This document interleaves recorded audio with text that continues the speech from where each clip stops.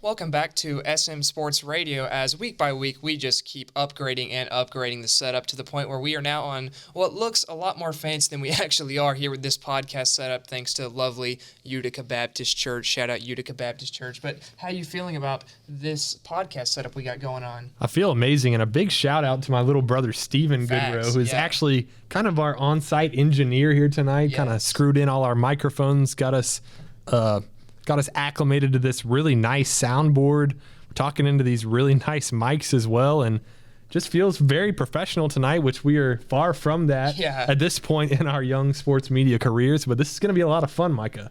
Yes, I am super excited, and let's start right off with the past week of MLB action, and let's talk about a guy that you were pretty high on last week, and then we saw in person last Tuesday, and he's been on fire. It's Chris Sale. Chris Sale is back.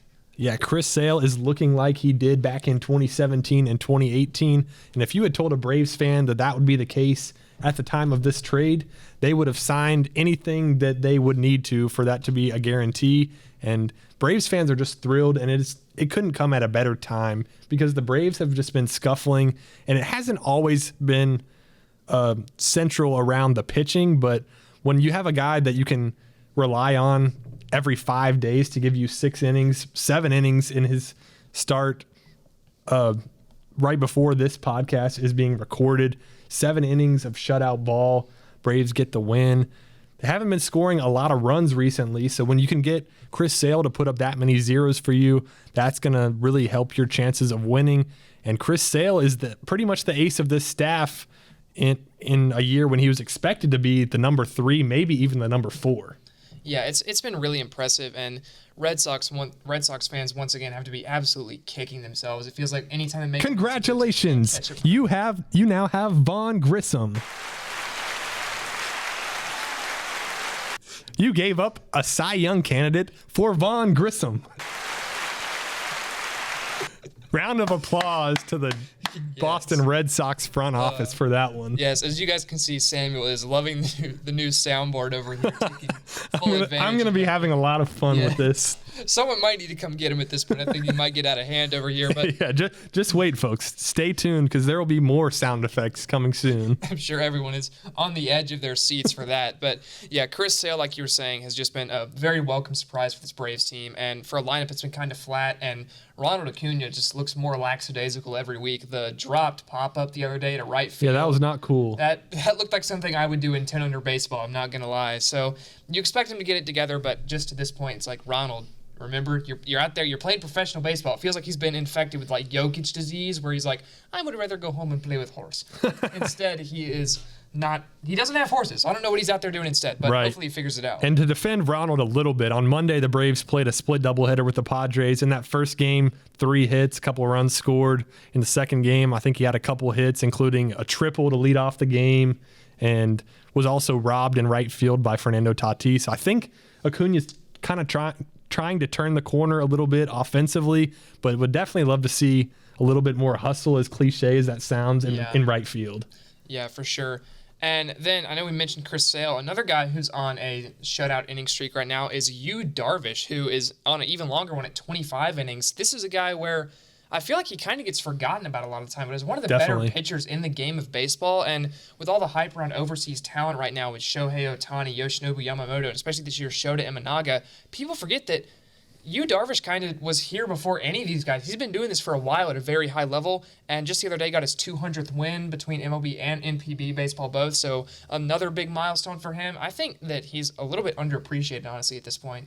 Yeah, honestly, kind of goes under the radar. I think sadly, if he played for the Dodgers in that NL West instead of the Padres, I think for their bitter rivals, the Padres. I think he would be talked about a lot more if he was on the Dodgers, but with him being on the Padres, with the Padres kind of being a clear tier below the Dodgers, at least to this point, I think that's what makes him get talked about a little bit less. But watched his start on Sunday Night Baseball, just mowed down that Braves lineup over and over again. I think he got through the lineup 2.5, 3 times and continued to impress. I think he had 9 or 10 strikeouts. Just an unbelievable performance, and this scoreless inning streak is very impressive. Yeah, and the thing with Darvish, too, is it's not necessarily overwhelming stuff from him, but it's just he has so many pitches. I think last year on StatCast, he had registered 9 different pitches thrown in games, which is absolutely absurd. And as a hitter, how are you ever going to know what's coming? If you can get a full count at bat and work a full count walk and not have seen every pitch in his arsenal. So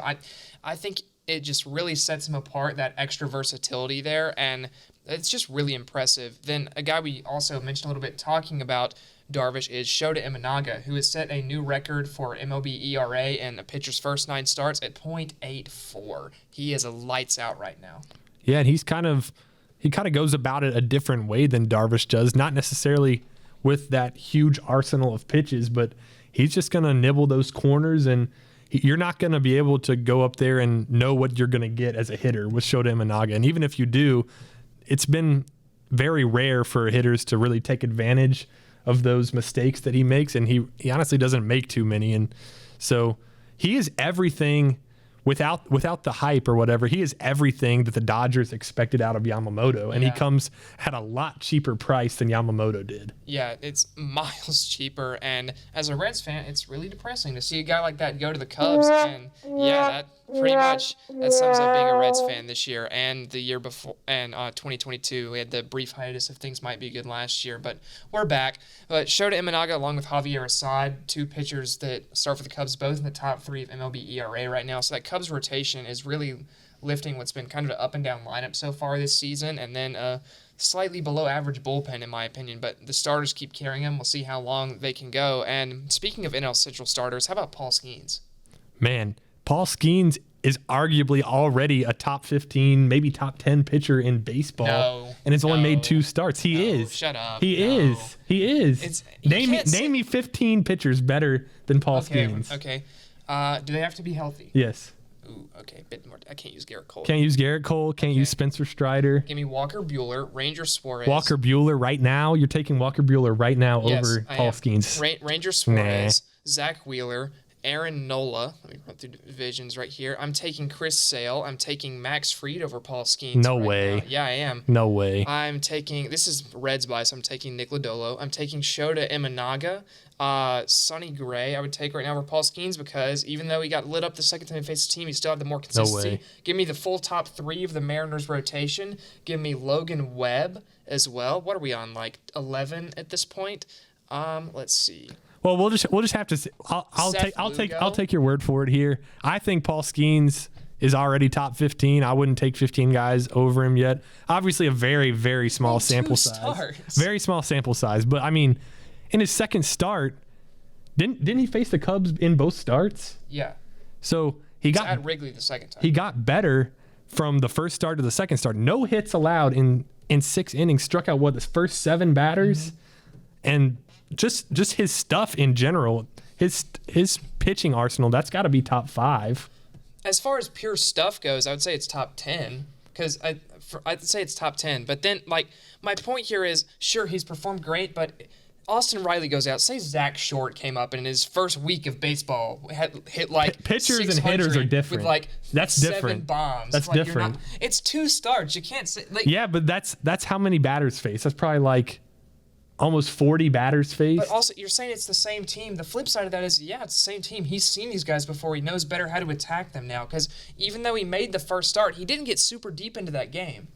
That's fair. We'll just have to wait and see on Paul Skeens, but don't get me wrong. Undoubtedly an incredible player. I think he's an incredible player and is going to be. I just think it's too early to put that label on him already. The Braves do face the Pirates coming up here soon. It'll be interesting to see if one of those days is Paul Skeens' day, and that'll be a pretty good test, even though the Braves lineup is scuffling a little bit. If it's Paul Skeens' day, we might have to get down there. I think it's in Pittsburgh, unfortunately, or else we might have to get up there. I'll hit up my college roommate from this past year. He's from Pittsburgh. Be like, hey, Porter. But yeah, Paul Skeens, 11 strikeout day, no hits allowed, 7 consecutive strikeouts to start the game. Regardless of whether he's top 15 right now, top 25, he's definitely top 100, or else he wouldn't be in the major leagues. Exactly. So, listen, I'll give you top 100 all day. It's easy. So yeah, Paul Skeens is good. We'll see how good he is coming up here soon.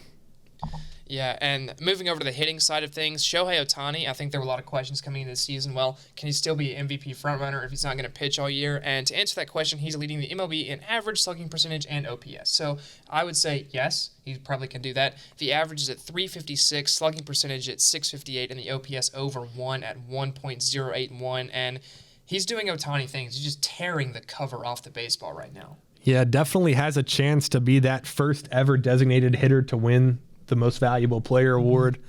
And obviously an anchor in that Dodgers lineup. You see a lot of pitchers kind of trying to pitch around him with Freeman and Betts not up to their usual, not putting up the usual numbers for as good as they are so far early this season. And then another guy that's absolutely on fire right now, Aaron Judge over in the American League. And that Yankees lineup is looking scary. Aaron Judge right now hitting .386 with a 1433 OPS and 7 bombs in May alone. He's been on fire, and I think this goes back to protection in the lineup. When Giancarlo Stanton is hitting, and Anthony Volpe's been a good bat for them as well, and now you look at that obvious huge protection in Juan Soto where they kind of can protect each other in that lineup. You're not getting as many pitchers who are just going to go up, strike out all the Yankees except for Judge, and throw Judge 4 outside pitches and walk him. So he's actually getting at bats now, and after a little bit of a slow start, he's starting to really do work with them there in New York. And because of that, the Yankees have pulled a 2-game lead on the Orioles, and this team, let's keep in mind, the entire season without their ace so far in Garrett Cole, and they're still playing at this high of a level. I think this is a very scary Yankees team. This is probably the most confident I've been in a Yankees team to make and win the World Series in a very long time this season. It looks like they've finally put a complete lineup together. Yeah, and I saw a graphic that is a graph that shows both team OPS and team ERA, and it separates teams into 4 different quadrants. Yeah, Yankees breaking that graph. Other teams you see in there, the Dodgers, the Phillies, I think the Orioles might be in there. Which is weird considering the Red they're Sox under are in 500, but they are up there. If we can find that, we might put that on the screen for you guys here. But and how about, speaking of the Red Sox, how about Rafael Devers with 6 straight games with a homer right now? Wow. Yeah, I wasn't even aware of that. Yeah, another guy who started cold, and he has caught fire in a big way. It's actually a Red Sox record for most consecutive games of home run right now.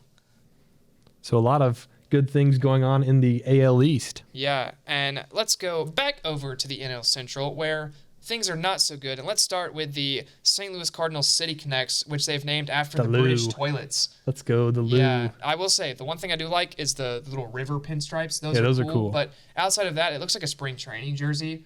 And I don't know. It's just kind of boring to me, especially it gives that kind of practice feel, which... spring training uniform type vibe. Nike started so well with a lot of these City Connects, like the Padres, the Reds, the Astros, were all such good uniforms. It feels like they've kind of almost run out of ideas. Yeah. Which you feel bad as these cities later. I mean, St. Louis, you can't put... Some of these teams are getting straight church league softball uniforms, like the Rockies. Come on, man. Yeah, and if you're trying to connect to a city, sometimes, like... I get sometimes it can be hard with some of these places, like Minnesota. A lot of their personality is that Twin Cities, so you end up with kind of a more basic uniform. Right. But St. Louis, you have the arch, or at least put Murder USA on there or something. Like there's a lot of potential with a St. Louis uniform. I think that, honestly, as some people might have called it tacky, but where they have that bat, why not like incorporate an arch onto that at all? And they're famous for those powder blue uniforms. If you're going to have a 4-uniform rule and they want a red uni, why not make a base red alternate uni? Honestly, if you release this as a red alternate uni and then reboot the powder blues as City Connect, I think that could have gone over better. I'm not going to say anything in response to that because I want you to continue to channel this energy, and we're going to transition your rant there, and I need you to rant about David Bell and the Cincinnati Reds. Okay. We're once again back on the soundboard with Samuel Goodrow, but okay. David Bell. Does bro use ChatGPT to make his lineups? I think he uses AI. Let's consider the 3-hole. For the past couple weeks, the 3-hole has been occupied by Mike Ford. Many of you might be saying, who's Mike Ford? Exactly. Mike Ford is hitting 143 on the season, has been sent up and down multiple times, has been cut by multiple teams. We have a catcher in Tyler Stevenson who is hitting in the 270s, who consistently is either 7, 8, or 9 in the order, sometimes doesn't even play. We send Luke Maley out there and you say, oh, well, you can't play 2 catchers. What's Stevenson's going to do? DH him! Mike Ford is in the DH spot right now. Why is Tyler Stevenson not in the DH spot? You have a guy hitting 143 who can't hit the ball up to save his life unless it's a stratosphere pop, and you're like, that's the guy I want in my 3-hole. First off, we had Sess in there who hit 150 until he broke his hand, so David Bell's like, that works so well, why don't we do it again? But with a guy who's even older, fatter, and slower, and can't hit a baseball. What are we doing? There's no culture in this locker room right now, in the clubhouse. The players look lost out there. Everyone not named Ellie is just like, I guess I have to play baseball today. The starting pitching has been really good, so shout out the starting pitching, but even Fernando Cruz has fallen off. Alexis Diaz can't throw a strike. The entire lineup is listless. When Ellie gets on base, he sometimes forgets how to run the bases. After he steals second, he's like, I don't know what to do anymore. But then I understand it, because no one on the team can knock him in. No one can hit. It's so bad. David Bell has no right to still be managing this team. It's a complete disaster. I've been friends with Micah Farmer for a long time, folks. I've witnessed a lot of these rants, and that was undoubtedly the best one I've ever heard, and now you all get to hear it as well. Let's give a round of applause to Micah Farmer for that. Today's edition of Reds Rants with Micah. Round of applause, everyone. Round of applause. Reds rants might have to be a segment as the year goes on with how often this, because Matt McClain doesn't come back until fall. Oh, we have more. Noel Marte is basically out the entire season. He's ineligible for the postseason if we somehow make a miracle happen and turn that around. Then TJ Friedel was hurt all year, comes back, immediately hurt again, back out of the arena, was the man in the arena, as he has said on previous Instagram posts. It's just, there's nothing that can go right for this team. Not only are they completely listless, they're decimated by injuries. It's Nick Lodolo's back on the IL with a groin strain. Everything's going badly. It's so sad. You've heard of the show, Are You Smarter Than a Fifth Grader? I think we need a show, Are You Smarter Than David Bell? And the answer would be yes. Yeah, my German short-hair terrier at home, or German short-hair pointer, would win Are You Smarter Than David Bell? Well, that was a lot of fun. And in terms of baseball, to kind of wrap it up, we're going to get into the division races just a little bit. Let's start off. We kind of talked about the AL East. In short, a little bit. The Yankees sitting at 33-16, leading the Orioles at 29-16 by 2 games. The Rays 8 games behind. The Red Sox 8.5, and the Blue Jays down there at 10.5 games back with all those underperforming guys, Bo Bichette, Vlad Guerrero, all those. Now that the Astros are kind of turning it around, is there a more disappointing team this season than the Toronto Blue Jays? Let me look. Other than the Reds. The Reds are in last. Oh my gosh. It's still definitely the Blue Jays. Yeah, we're 3-15 in May. The Blue Jays have no business being in last place in this AL East. Yeah. No business. Like, I know the Red Sox are playing well, but you're not even in front of the Rays, who got Wander Franco sent off to Prison FC over the summer or over the winter. Like, it's an absolute disaster. And this AL East, I know it's Yankees, Orioles at the top, but I hope this Red Sox team is able to make a wild card run, because I know we just harped on David Bell for being an analytics guy, but I don't think it's analytics when it's just pure flat statistics, where you're way above average in team OPS and team ERA, and yet you're 4th in your division, right at 500, 24-24. So I would expect the Red Sox to kind of get better as this season goes along, especially once they get out of kind of having to play teams in their division as much. So this AL East thing is going to be very entertaining, but maybe not as entertaining as the AL Central, where the Kansas City Royals are making a run right now at the Cleveland Guardians. Yeah, Cleveland Guardians, winners of 7 of their last 8 games, brought to you by the power of friendship and smiles. I've got to mention that every single time we mention the Guardians, because I really don't have much more to say. Obviously, you have Stephen Kwan, who's been good this season, Jose Ramirez. Well, they're considering moving him to the 2-hole now with how Sam Freeman's been playing as far as hitting out of center field. Not a great defensive center fielder, but Kwan's good in left, and I know he's not necessarily great out there in center, but he's hitting so well right now. It's hard not to acknowledge that he might deserve that leadoff spot. Then you look at the lineup with that, Stephen Kwan in the 2-hole, put Jose Ramirez in the 3 and Josh Taylor in the 4. That is a very good top of a lineup right now. And then this rotation just kind of keeps on cooking. So Cleveland, I know there's not a lot of big names to this team, but don't be mistaken. This is a very talented baseball team. Sure. And as are the Royals. Bobby Witt Jr. is obviously the superstar, but Salvador Perez just doing Salvador Perez things, and it's really this rotation right now. I know Cole Reagan's the guy we talked about. But Seth Lugo. Yeah, I'm going to keep giving love to Seth Lugo because he just keeps dealing out there. He's been very impressive. So I'm super happy to see that. The Twins now all the way back to 6.5 games back. I think if you told the Twins before the season they were 24-23 at this point, they think they'd be leading this division. Right. Yeah, the Twins had that 12-game winning streak, but then since then they've lost 7-game losing streak 1, right 2, now. 3, 4, 5, 6, 7 games in a row and counting. So a lot of up and downs. It's a roller coaster ride for Minnesota Twins fans this season. And then the Tigers barely clinging onto that wild card race right now. It's just, can the Bats ever get anything going? They got a real bounce in the series versus the Diamondbacks. And then we know what the White Sox are. They're absolutely They moved Mike Soroka to the bullpen, and he actually reached 97 miles per hour on his fastball, which has got to be a career high, at least since his Achilles injuries. And then I think Tommy Pham, they signed a couple weeks ago, is hitting in the 370s for them right now. So they might have discovered one bat for the team, but everything else is a disaster. Then over in the AL West, listen, I think the Mariners and Rangers might have messed up. They might have messed up. Not breaking away. The Astros are creeping back. Are coming. Yeah, only 5 games back in this division now, 7-3 in their last 10, whereas the Rangers are 3-7 last 10, Mariners 6-4. And if the Astros can get pitching consistently, it might be over for these other two teams. Yeah, and we kind of mentioned this is kind of one of those divisions where you just got to default to picking the Astros until proven otherwise, and obviously got off to a horrific start, but sitting at only 5 games back right now, which is only 1 game difference of what the Braves are trailing the Phillies by in the NL East. So if you put it in perspective like that, this division is still wide open. And I would still, if you made me pick today, I might tend to pick the Astros about half the time. I'm still going to go Mariners just because I trust this rotation over the course of a season. I don't think the Rangers are in it anymore, though. But the Mariners lineup is...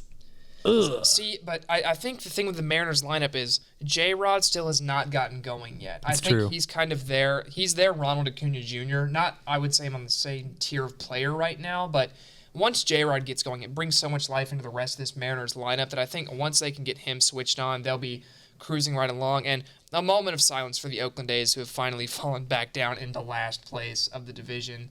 Kind of a we are who we thought they were. They are who we... I can't say quotes. But y'all knew what I meant. We might need the wah-wah for that. That was pretty bad. But the... Oh, wrong one. That's another one. You hit the wrong soundboard button. But dang it. Yeah. Now we'll move over to the National League East. The Phillies continuing their winning ways all the way up to 20 games above 500 at 34-14. Ranger Suarez looks like a front runner for the NL Cy Young.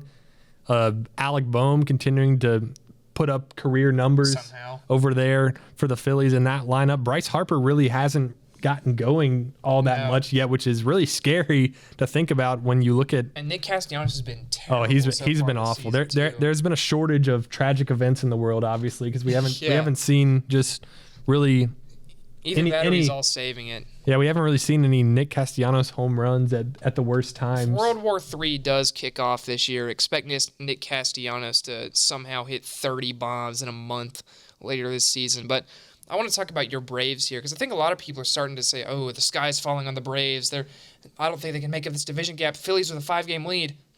Have they not looked at the schedules of these two teams? I mean, the Braves have been through an absolute gauntlet, whereas the Phillies are playing cupcakes, and it's still only a 5-game gap in this division right now. Yeah, kind of going off of that, the Braves have the second easiest schedule remaining when considering all the teams above 500 at this point in the season, sitting at 10 games above 500 and the exact same record today as they had 1 year ago in a season in which they won 104 games. Yeah. And the Braves undoubtedly have the most difficult road trip out of the way of this season. That was when they, a couple weeks ago, headed out west and played 3 games against Seattle and 3 games against Los Angeles. That's the toughest road trip you're going to see all season from this Braves team. And once again, just looking back at last year, once the weather heats up, usually so does Ronald Acuna, so does Austin Riley, so does Matt Olson. Well, also I think a lot of that is just playing in Atlanta, Georgia. Once the weather heats up, the balls take off there. So I would expect everyone to hit better. And speaking of guys heating up, how about us last Tuesday, me calling Matt Olson Day down there? As Matt Olson went off. Can confirm in the car, Micah Farmer did predict today is Matt Olson Day. What did Matt Olson do? He hit a bomb. He hit a double. And he walked. Several RBIs. Also had a walk. It was very cool to be sitting there in left field and the outfield. Yes. And just witnessing that. Marcelo Zuna almost hit a ball to us, which is really cool. Speaking of Matt Olson, a lot of people have been debating, talking about whether the MLB is giving the Braves dead baseballs. And I will not comment on whether I think that's true or not, but let me present you with some facts. Today, Matt Olson hit a ball 114 miles per hour with I believe it was a 31-degree launch angle. And it was the shortest home run in the StatCast era with those exact specs. Yeah, you make anything of that? I saw it on Twitter. Only 414 feet. Usually, you just look at that exit velocity and that launch angle. You're thinking 450. Well, I mean, as someone who doesn't want to call the MLB out for anything, I would say let's be a bit hesitant on that. But also, physics don't lie. Yeah. Like, if you're calculating something based on exit velocity and launch angle, kinematic equations, I wasn't very good at those, but I know they deliver consistent results. They usually work. Yeah, they usually don't change. So I won't comment on whether that's happening or not. We'll just say it's a little odd. I know there was a stiff breeze out from right field that day, so yeah, I wouldn't rule out that having anything to do with it, but I think that's definitely a wait and see on that.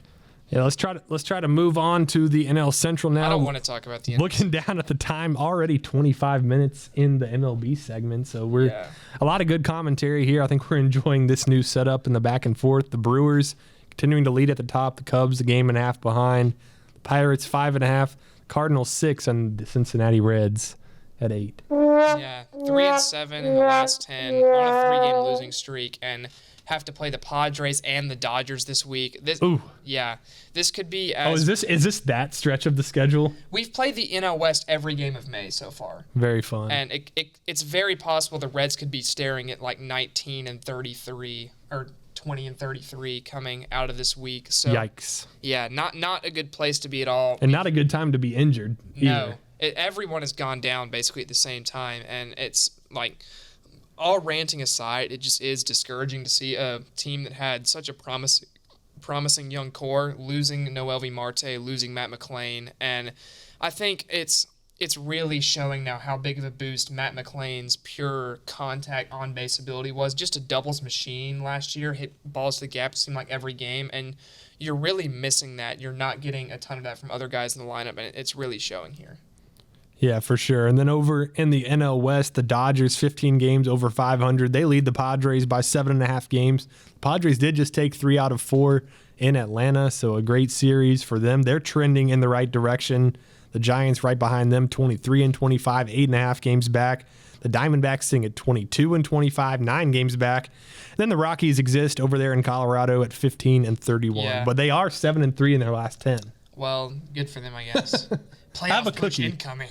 Yeah, but the rest of this division, not named the Dodgers and Rockies, is all kind of floating around that 500 mark. I think one of these teams will get that third wild card spot at this point, probably, because I don't think the Nationals or Mets are going to make that kind of run. If I was going to pick a team out of the Central, like I don't think the Pirates hold that. I don't think the Cardinals hold that. Before I would have said the Reds. I don't think the Reds have enough juice now to get back in that. So it's kind of one of those 3 teams by default to get that third wild card after loser of Phillies Braves and loser of Brewers Cubs races. So I think each division from the NL you're going to see with 2 teams in the postseason this year, and I'm hoping for a good race. I think we should get one with the wild card this year.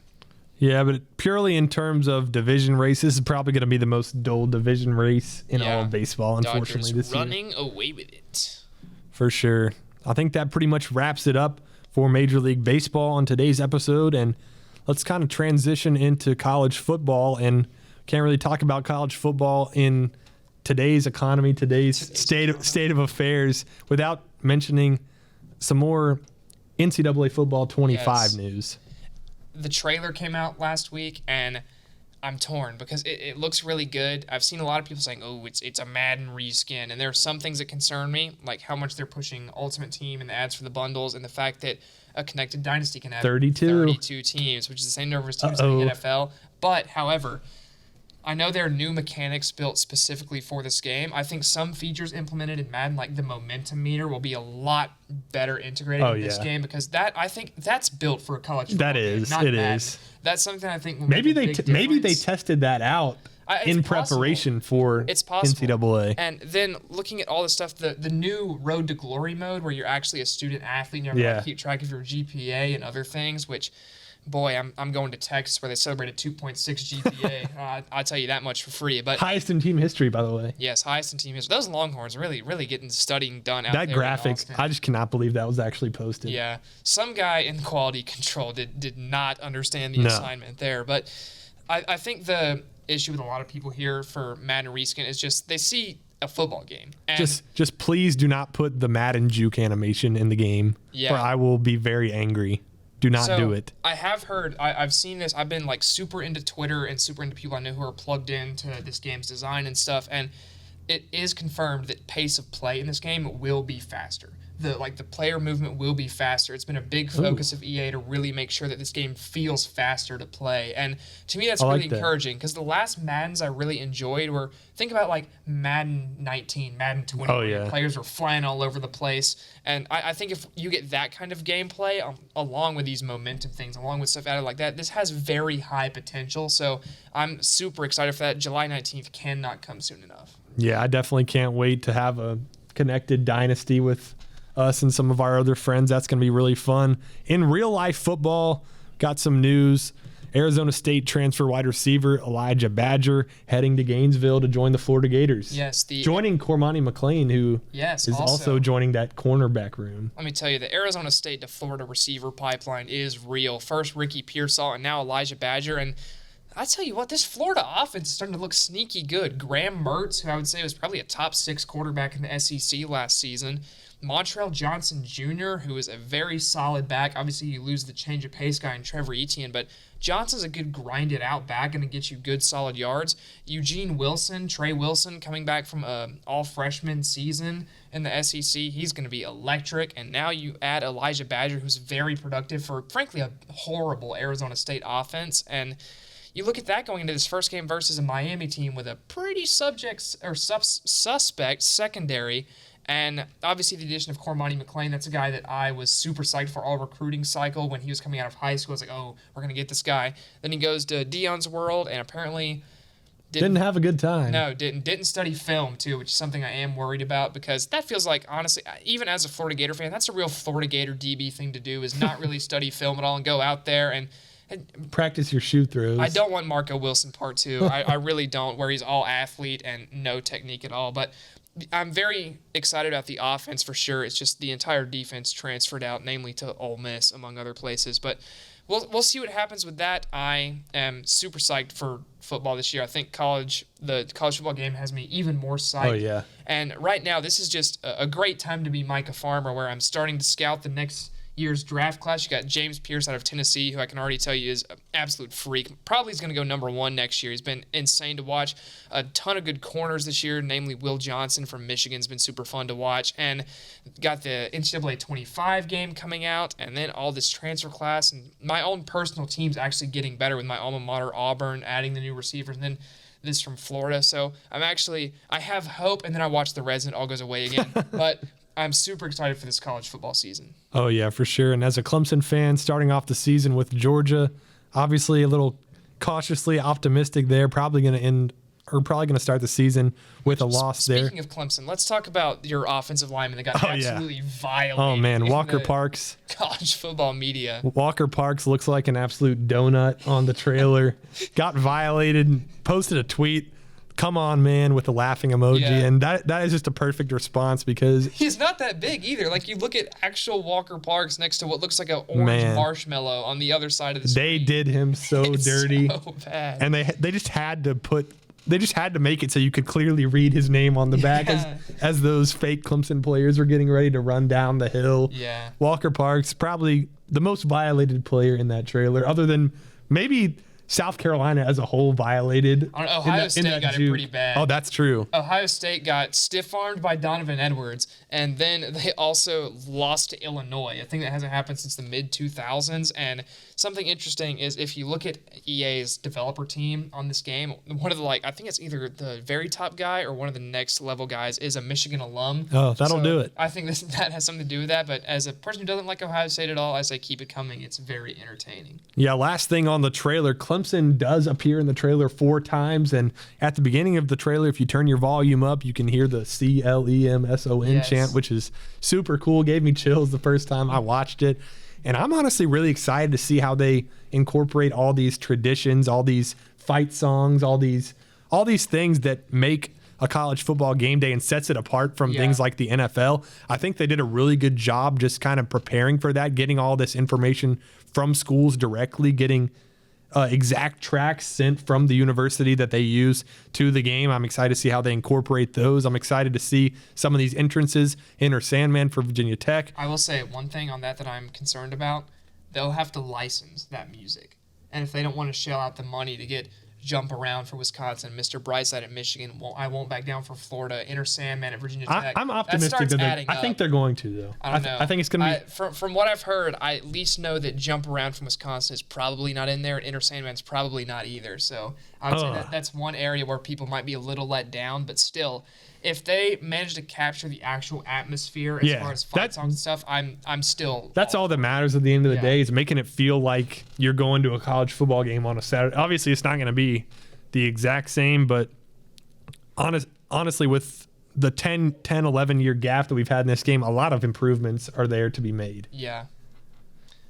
And then next, we're going to move over to the NBA, where both conference final series have been set, as the Timberwolves will take on the Mavericks and the Celtics will take on the Pacers. But let's talk about these Timberwolves, who knocked off the defending champs in 7, and now for 6 consecutive years, the defending champions of the NBA have not made it past the second round of the playoffs. And I'm going to keep telling myself that's why the Suns can't either, because we just have a championship that I've secretly forgot about or something. Yeah, the Timberwolves, with one of the grittiest performances in a Game 7 that I can remember in my lifetime. Obviously, a really low-scoring game, 98-90. This is real basketball. And none of that 130 to 125 nonsense. Play, defense. I love it. And whenever you're below 100 in a game, each team is below 100 in a game, usually that's going to favor a team like the Minnesota Timberwolves. And just got to give a quick shout-out to Minnesota's front office, because this team was built specifically... Former Nuggets GM. Former Nuggets GM. It was built specifically to take down these Denver Nuggets, and they did a masterful job at doing just that. And it all centered around having 2 big guys that could deal with Nikola Jokic. And interestingly enough, Rudy Gobert was actually not the most effective guy guarding Jokic in this series. That was Karl Anthony Towns, who also, in my opinion, was the MVP of the series on the offensive end of the floor. Yeah, it was incredibly impressive from him. This is the kind of Karl Anthony Towns you wanted to see when you drafted him so high. A guy that can really make a difference on both ends of the floor for you, that's really going to carry you through these playoffs. And I know it's been a lot of Anthony Edwards so far, but you saw when Ant had off nights, Cat was there to pick up this team. And I think this 1-2 duo, especially having both guys as homegrown talents, to me means so much in an era of the NBA where you just kind of trade for or sign whatever superstars you can for millions and millions and a bunch of first-round draft picks. To see a team make it with their own homegrown talent paying off like they were expected to when they were drafted really is very impressive to me. And it's great to see Cat finally playing at what I feel like is his potential. Yeah, and you kind of see the leadership kind of get tossed back and forth between Cat and Ant on the court. But what I've been most impressed with is Ant's composure off the court and his leadership off the court in these media availabilities.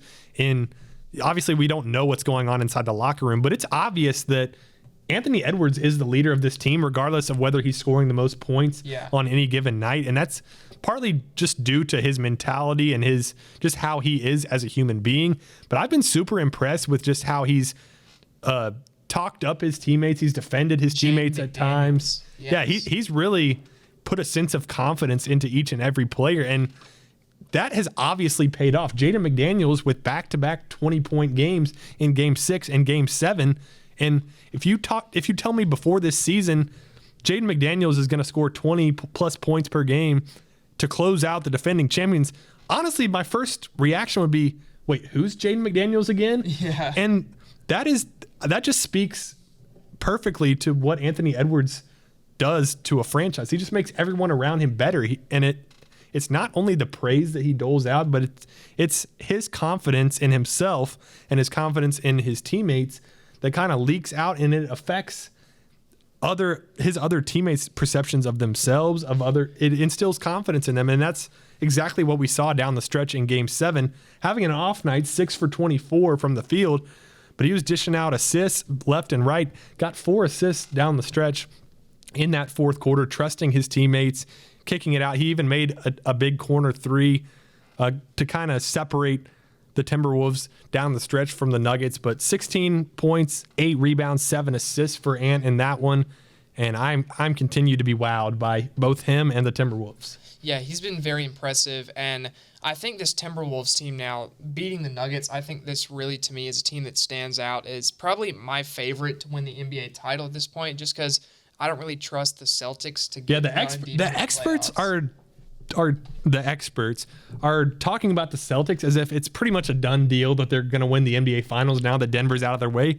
I would say not so fast because we're talking about the Nuggets as the last threat to the Celtics to win the finals, but why would you not take into consideration the team that just defeated the Nuggets? Exactly. I just don't understand that really. I think a lot of people see it as a 75-25 Celtics, everyone else. I kind of see it more as a 60-40 type deal. I still lean Celtics just with as talented as that roster is, but I really don't trust Jason Tatum in a big game like I do Anthony Edwards, even if Anthony Edwards has an off night shooting. No, if you're asking me for most clutch scorers left in these playoffs right now, I'm taking multiple players on the Western side before I get to anyone on the Eastern side for sure. You look at, obviously, Luka. If you want a big bucket, that's a guy you're going to. You got to take Kyrie too, Kyrie with his history in the postseason. And these two big duos on these two Western Conference teams, that Luka and Kyrie versus Ant and Cat, I think is going to be super entertaining. And Ant was already talking about his matchup as Kyrie, and he's ready to see how that plays out. So I'm super excited to see what happens in that series. And like he said, he had Jamal Murray in handcuffs in this Western Conference semifinal series.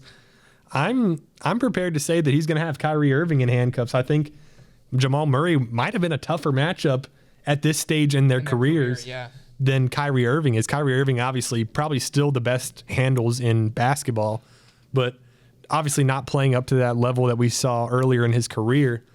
And another thing about Kyrie, he's still undefeated in closeout games. So you don't really want to get to that situation if you're the Timberwolves to where you have to come back from down 3-2 like they did against the Nuggets. But definitely going to be a great series in the Western Conference Finals.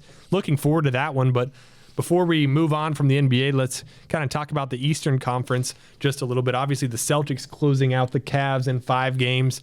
And then the Pacers in a surprising finish to that series, downing the Knicks in 7 games.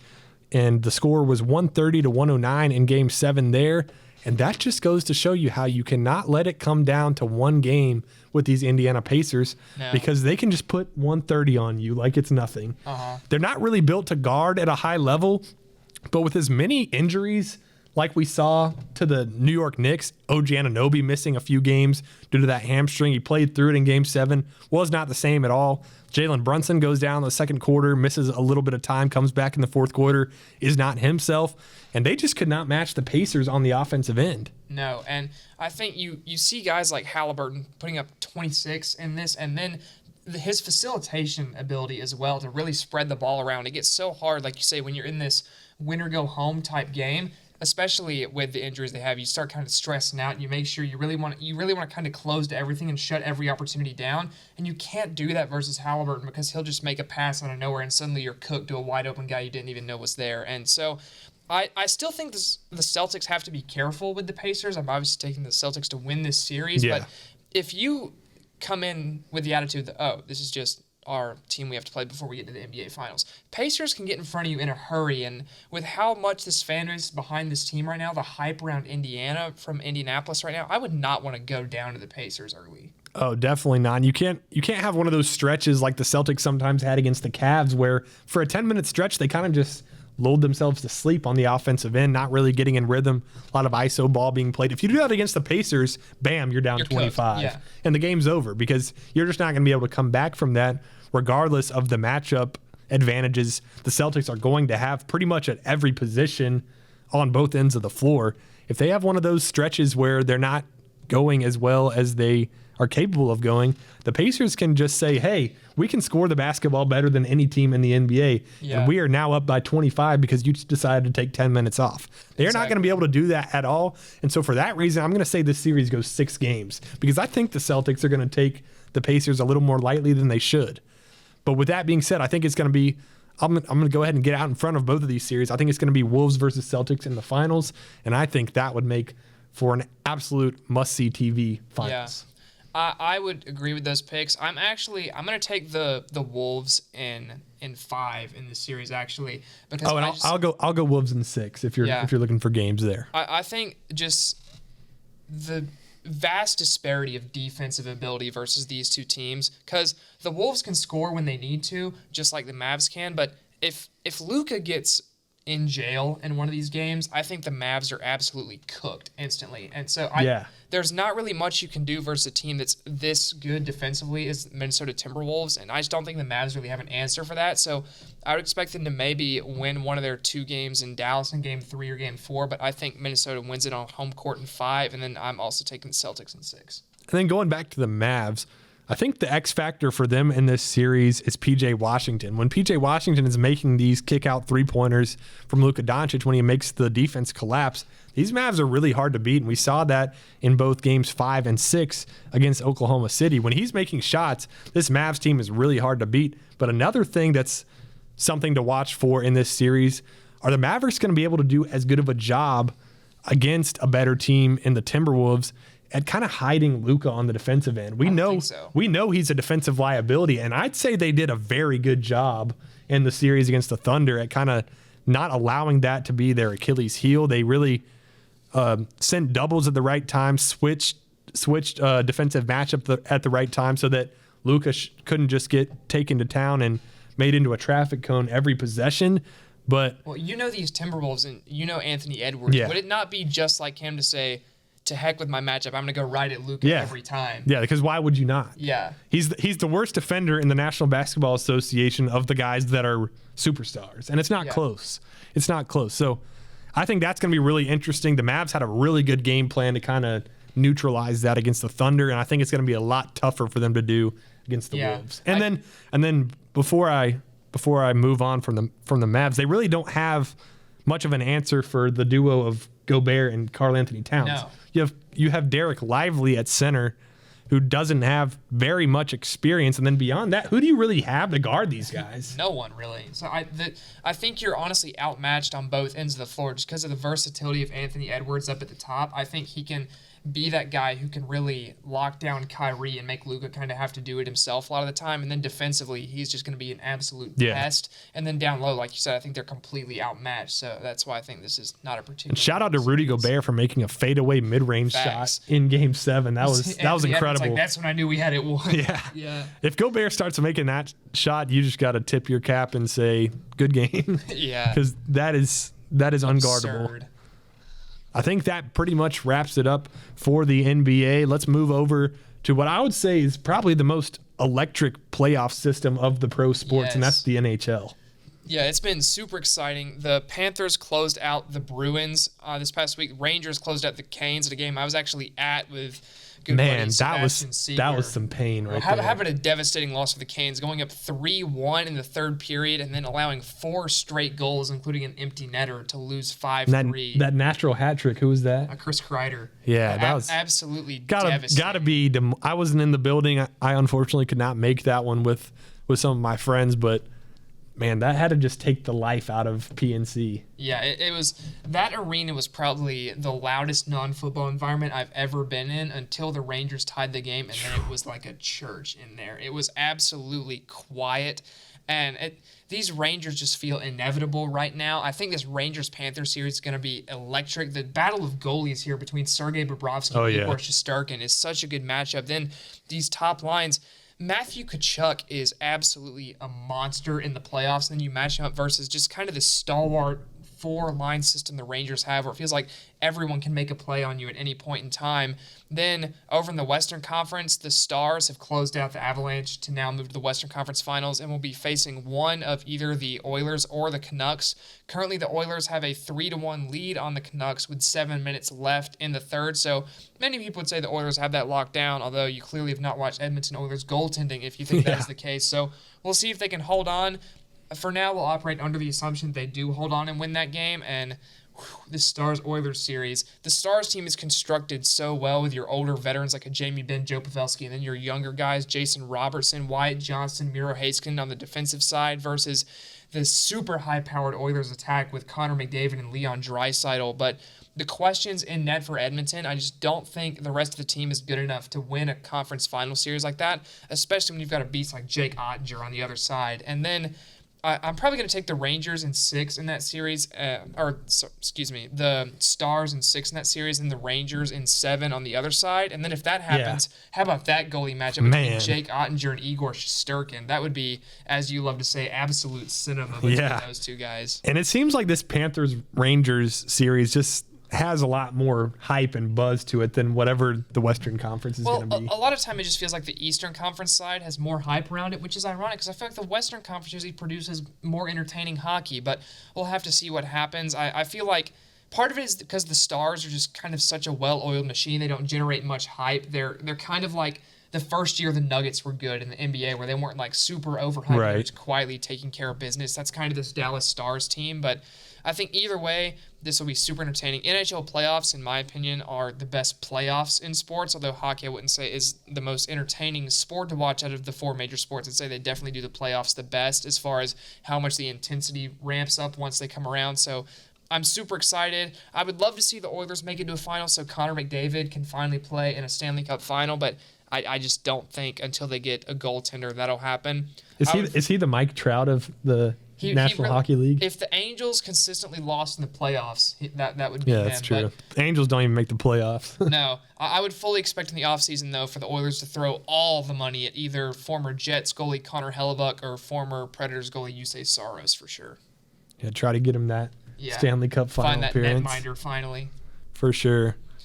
Then finally, we're going to go over to college baseball, where conference tournaments are about to start, and my Florida Gators gave me a scare where it looked like they would not be eligible for the NCAA tournament without a win in the series over Georgia, and they took care of that, putting up a 12-run inning in Game 3 to win that series, and now they're set up as a 9 seed in the SEC tournament. They get Vanderbilt first in a winner-go-home game, and then obviously double elimination from there, but this Florida team is hot right now. The pitching is finally semi-competent, and honestly, if the pitching can go from semi-competent to functional, that's really all you need with how good this lineup is to at least make some noise. I still, at this point, can't confidently say this is a College World Series team by any means, but I think if the pitching figures it out, it's definitely a super regional team at the highest point. Do you think they need to beat Vanderbilt to be in the NCAA tournament, sure. Or do you think they're already in? I think they need to win 3 games in the SEC tournament. I think if they win 3 games, they're in, and then they need chalk in kind of the lower conference. And then if they win that first one, then to my understanding, it goes to double elimination. Yes. But if they lose to Vandy, that's done. it. They're done. Yeah. So yeah, that SEC tournament is shaping up to be really good. That's more of that traditional bracket style play with Tennessee, Arkansas, Kentucky, and Texas A&M headlining as the top 4 seeds there. They get that first round bye to miss that single elimination first round. And then over on the ACC side, you have this new and improved, they say. Improved? That's what they say, pool play. And it will be headlined in Pool A, we have University of North Carolina, who won the outright ACC regular season championship as they swept Duke this past weekend. Clemson just a little bit behind them, coming in headlining Pool B. Really good matchups for Clemson, Miami and Louisville. They swept Louisville, took 2 out of 3 from both Miami and Louisville. Really like how this sets up, because if they take care of business in the first game, and then I think it's if Louisville beats Miami and Clemson beats Miami, then the third game doesn't matter, because even if Clemson loses, I'm not explaining it well, but if Clemson wins their first game and the team that they play in the second game loses the first game, then even if they lose the third game, they're still in. Yeah, think of it kind of like a World Cup group stage with how these pods are set up, and then moving on to the elimination format. But we'll see how well this goes. It's looking at it from the outside, it's kind of like, not so sure that's great. I hate it, to be honest, but the coaches seem to like it a little bit because it rewards being a top 4 seed a little bit more, puts more weight in the regular season, which UNC, Clemson, NC State, and Virginia are not going to complain about as they hold that advantage. I don't think Clemson's really built to win a tournament like this. I would personally take either NC State or Wake in this tournament if you made me choose. I think Wake's pitching is enough to get them over the top, even though they did just get swept by NC State. It's going to be interesting to see how these coaches kind of utilize their pitching throughout this week, who they decide to throw in what game, what they think is going to be the most important thing. Like when do you throw Chase Burns if you're Wake? Do you save him for the weekend hoping you make it that far? Do you throw him in your must-win game in pool play? Kind of how do you go about that? And you can say that about really any of these teams because Clemson's had its struggles pitching throughout this season, but kind of turning a corner a little bit, and you've seen guys like Ethan Darden settle down a little bit. You've seen guys like Tristan Smith settle down a little bit. We know how good Aiden Canuck has been all season, second team All-ACC, actually first team All-ACC as a pitcher, as a freshman, ERA under 3, striking out guys like it's nothing. And there are a lot of teams that you can say this about. NC State is playing really well right now, obviously just swept Wake Forest. And then even teams sneaking in at the bottom like Pittsburgh, I don't really think I would want to play Pittsburgh at this point as they're fighting for their NCAA tournament hopes. So both the ACC and the SEC baseball tournaments are going to be absolute cinema for me. I'm going to have my TV turned on, probably 2 TVs turned on all week for the games in Hoover and in Charlotte. Yeah, it's going to be a lot of full days of sports with these baseball tournaments. Then you go into NBA and NHL playoffs at night. So I am super ready for Very underrated sports season, I feel like. I feel like it doesn't get talked about enough because, frankly, a lot of people just only know about NBA playoffs going on right now because, let's be honest, that's really all ESPN talks about. There's not a ton of hockey talked about. There's not a ton of college Speaking baseball. of ESPN coverage, in that Knicks-Pacers series, I don't think they talked about the Pacers very much at all. Before the game, it was like, here's what the Knicks need to do. Here's what the Knicks are going to do. Then after the game, instead of celebrating the Pacers, instead of breaking down what it took from the Pacers to advance, it was a funeral for the Knicks. And it was a funeral for the Knicks that was centered around Stephen A. Smith and his entertaining fiascos.